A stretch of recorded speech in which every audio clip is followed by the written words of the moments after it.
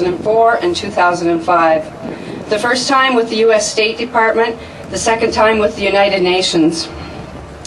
Both times I conducted hundreds of interviews of the victims and heard horrific details of rape, torture, and murder. At the same time, I met hundreds of the strongest, most generous and caring people I've ever met in my life. These were the native Darfur people, who had very little in the way of material belongings before the government instigated attacks began, and who now had lost everything and often everyone that they cared for and been subjected to unspeakable violence. Yet these victims constantly made the effort to smile at me, repeatedly thanked me for coming to their country to help them, and many times offered me their last cup of water or bowl of rice, and even hugged me in order to make it easier for me to continue my work.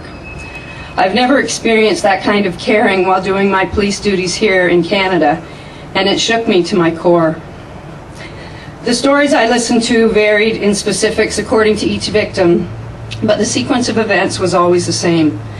The government, which is mainly of Arab descent, was systematically attempting to wipe out the native African Darfurians.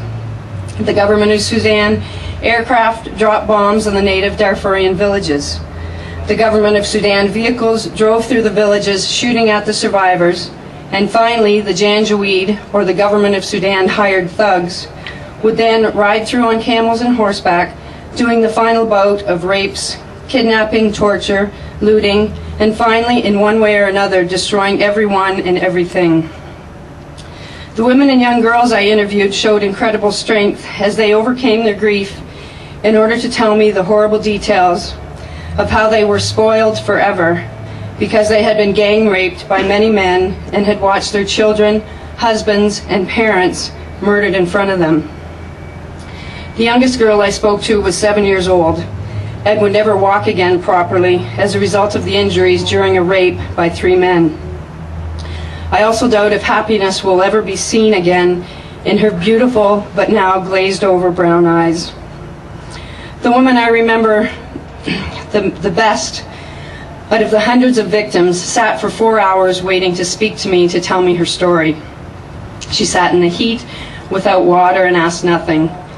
Finally, when I met with her, she cried as she explained to me how she had been gang raped by 9 men over the course of 2 days.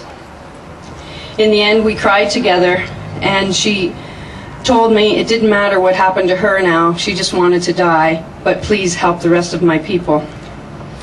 As a police officer, when I gather clear evidence of a crime, the next logical step is to take action to stop the continuation of the crime or crimes. When I returned home from Darfur and the U.S. State Department announced that genocide was occurring there, and then the United Nations announced that crimes against humanity were occurring there, I presumed action to stop the killing would be immediate, especially action from the wealthy, peaceful continents like North America and Europe. After a few months of nothing happening, I couldn't handle the thoughts of the many women, children, and men who I had met and befriended in Darfur, and the thoughts that they were still being tortured and slaughtered. I literally just shut down. I couldn't smile or be happy about anything anymore. I couldn't look at the hundreds of photographs I had taken in Darfur or talk about it at all. I was suffering from post-traumatic stress, knowing that all the people who had thanked me for coming to their country to help them were not being helped at all. After some counseling, I got my drive back and knew that I had to do all that I could to tell more people about Darfur and motivate them to do whatever they could do to raise awareness and cause some action to take place. A few nights ago, I was helping my 16-year-old stepdaughter with an English assignment in which she had to give examples of how indifference can be as harmful as being the one doing something wrong. She said to me, "I guess what's happening in Darfur could be a good example. People are being killed over there for no reason at all, and we're okay with it, and we're just letting it happen." She was right, and I felt sick. In legal terms, everyone who knows about a killing going on and chooses to do nothing should be considered a party to the offense or an accomplice. I've given my presentation dozens of times now at schools, churches, training seminars, and other gatherings, and know that there are many people in Canada who feel terrible for the people of Darfur and shed tears for them when I speak. It's wonderful to know that I can educate people about the crisis in Darfur and move them emotionally, but I need everyone to do a little bit more. We're so lucky here in Canada that we are all too often to become complacent and sheltered in our almost perfect country. We need to realize what goes on in other countries cannot be ignored by us, even if we don't feel directly affected by it. We're all human and all have the right to life. So we have to help to ensure that right everywhere. So for the victims of Darfur, we need to take action.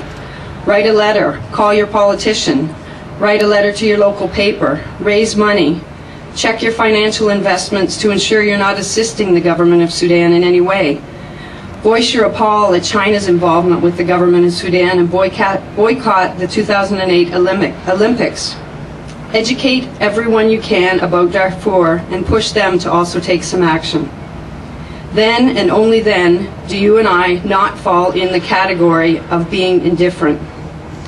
Instead, we can feel some resolve, knowing that we fall under the title of the caring Canadians that we are known for worldwide. The Canadians who will not sit quietly, but will do all they can to stop those who are doing wrong to any other human, anywhere. In the words of Mahatma Gandhi, we must be the change we want to see in the world. Thank you.